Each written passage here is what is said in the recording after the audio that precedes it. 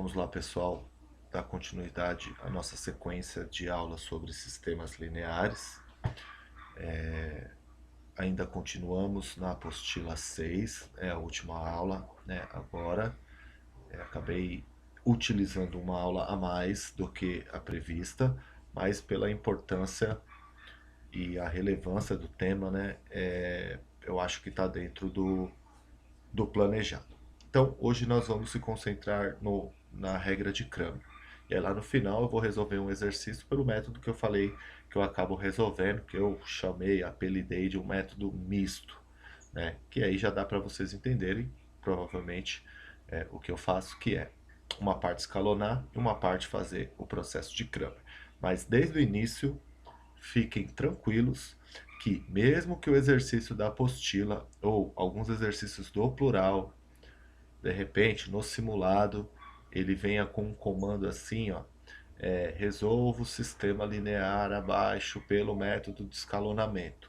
Fiquem tranquilos que vocês sempre poderão fazer da maneira que vocês se sentirem mais confortáveis, da maneira que vocês entenderam melhor, tá? Então, o método de Cramer é um método simples, porém ele é muito longo, ele é muito trabalhoso, é muito extenso, porque ele consiste em resolver os sistemas através de determinantes.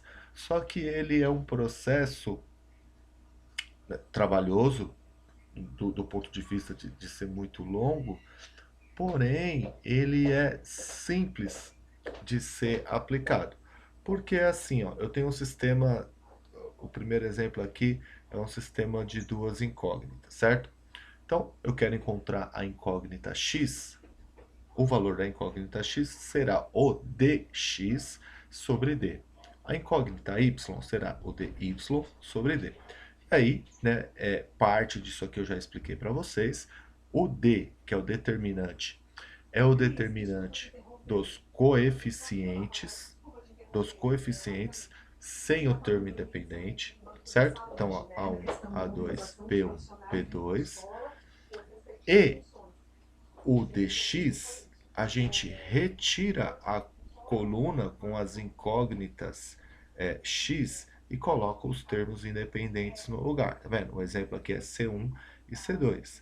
Então, no caso de um sistema 2 por 2, diagonal principal menos diagonal secundária, né? Então, eu retirei a coluna com os coeficientes da incógnita x e coloquei o termo independente no lugar, vai fazer a divisão. Beleza? Então, isso serve, né, de maneira análoga para qualquer quantidade de incógnitas e de equações, né? Serve de 2 por 2, 3 e assim por diante. Aí,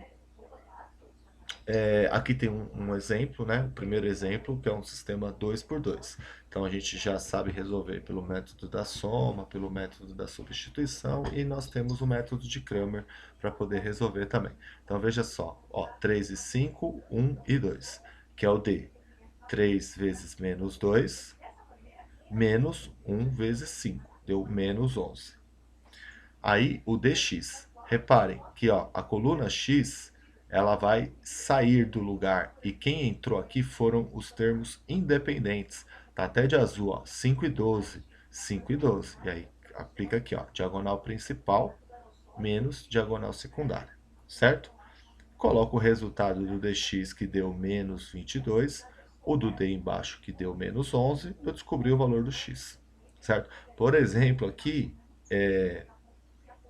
dava para fazer o método misto, só para vocês entenderem. Eu não preciso fazer de novo o dy para poder fazer isso. Se eu tenho o valor do x, volta aqui, ó.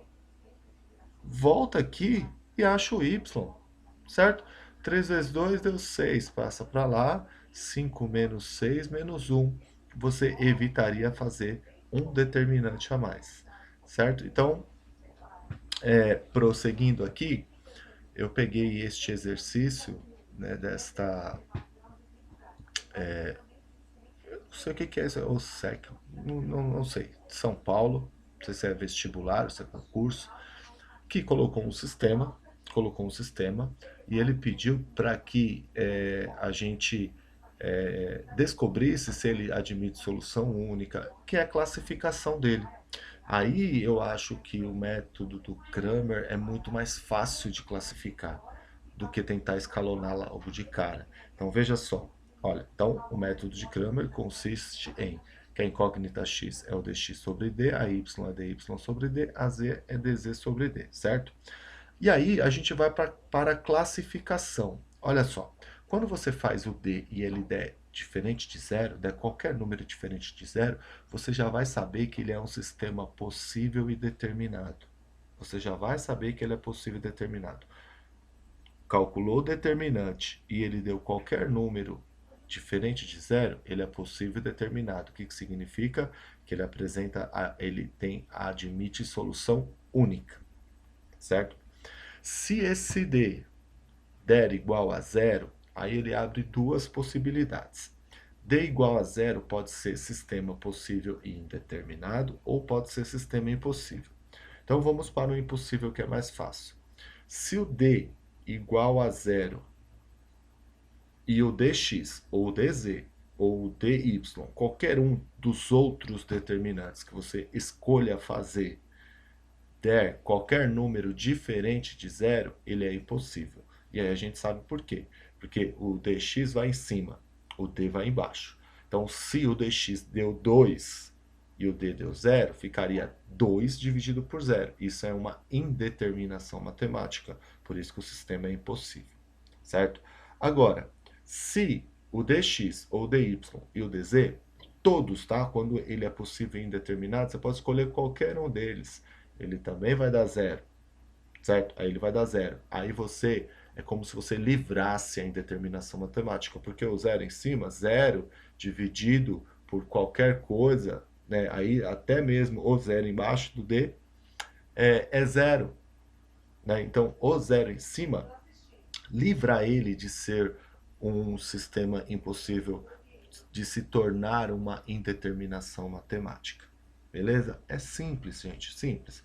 Faz um quadrinho resumo lá, de vez em quando passa por ele, ó. D diferente de zero, sistema possível indeterminado, é aquele que tem solução única, certo?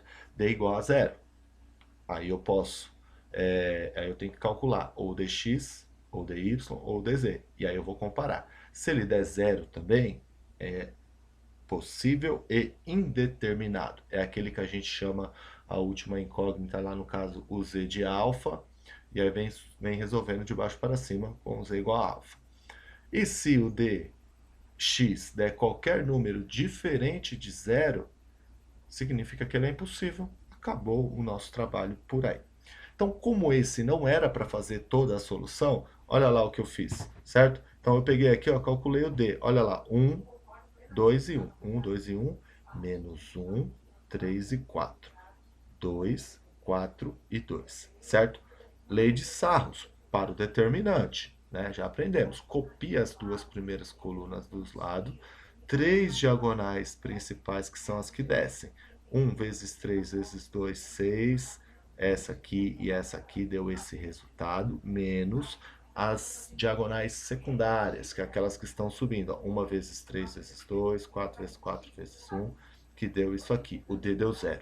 Ó, se o D deu 0, significa que ele não é possível e determinado. Já D igual a 0, ele pode ser impossível ou possível e indeterminado. O que, que eu fiz? Escolhe qualquer uma.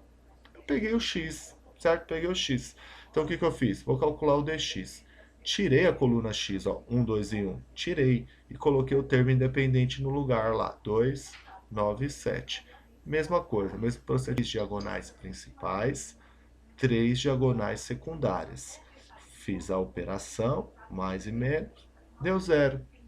Aí, o que, olha lá, d0 e dx igual a 0, ele é possível e indeterminado. O que, que acontece? Ele admite infinitas soluções. Seria a letra B.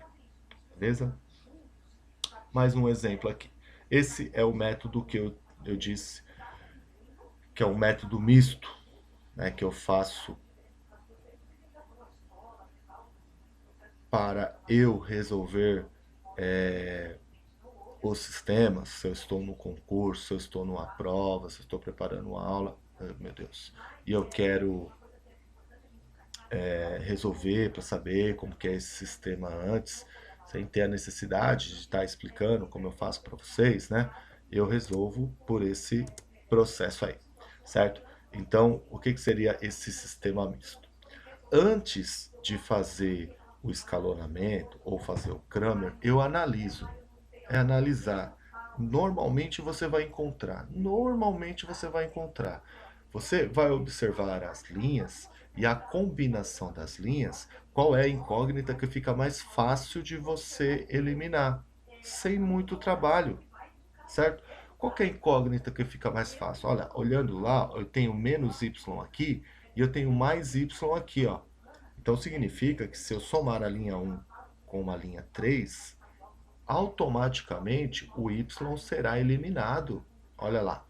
Então, se eu escolher qualquer incógnita que não seja y, porque o y está o mais fácil de encontrar, ou x ou z, eu caio no sistema de duas incógnitas, aí eu preciso apenas de dois determinantes e uma linha de escalonamento, que é essa soma que eu fiz, certo? Então eu preciso, em vez de 4 determinantes, eu preciso de dois, e em vez de escalonar ele, eliminar uma incógnita, depois eliminar duas, eu preciso de uma linha de escalonamento, que é a mais fácil. E aí eu resolvo o sistema, certo? Então foi assim que eu fiz. Então aqui, ó, a minha análise foi a seguinte, que a linha 1 mais a linha 3 elimina a incógnita y. Assim, eu vou aplicar o Kramer para classificar, porque vocês perceberam que é mais fácil classificar. O pessoal pode gostar de escalonar, tá? Tudo beleza. Mas é mais fácil classificar com o Kramer. Porque, olha lá, calculei o D. O D deu 8, certo? Se ele deu 8, eu já sei, ó, em um determinante, eu já sei que ele é possível e determinado, porque ele deu diferente de zero. Ele vai admitir solução única. Aí eu escolhi quem? Escolhi o x, porque o y eu vou eliminar somando as equações, certo? Escolhi o x. Então eu tiro a coluna do x, olha lá, tiro a coluna do x e coloco o termo independente no lugar, menos 2, menos 1 e 1. E faço a regra de Sarros. Copio as duas primeiras colunas do lado, 3 diagonais descendo, 3 diagonais subindo. Fiz o cálculo, o dx deu quanto? Deu 8. Logo, o x é dx sobre d. O dx deu 8, o d deu 8, o x vale 1. Se liga, já descobri uma das incógnitas, x vale 1. Agora eu vou entrar a parte do escalonamento. Eu já fiz a metade do Kramer que eu queria. Já fiz a metade. O que eu vou fazer? Vou somar a linha 1 com a linha 2. Olha aqui o resultado. Quando a gente soma a linha 1 mais a linha 2. Olha lá. 3x, elimina o y, mais 4z igual a menos 1. Certo? Se liga, eu já tenho o valor do x. Substituo aqui. 3 vezes 1 mais 4z igual a menos 1. Descubro o valor do z. Eu já tenho o z e eu já tenho o x. Aí eu escolho qualquer uma. Por exemplo, a primeira. Primeira, está mais fácil. Aí eu encontro o valor do y, certo? Porque eu já tenho x e já tenho z. Olha lá.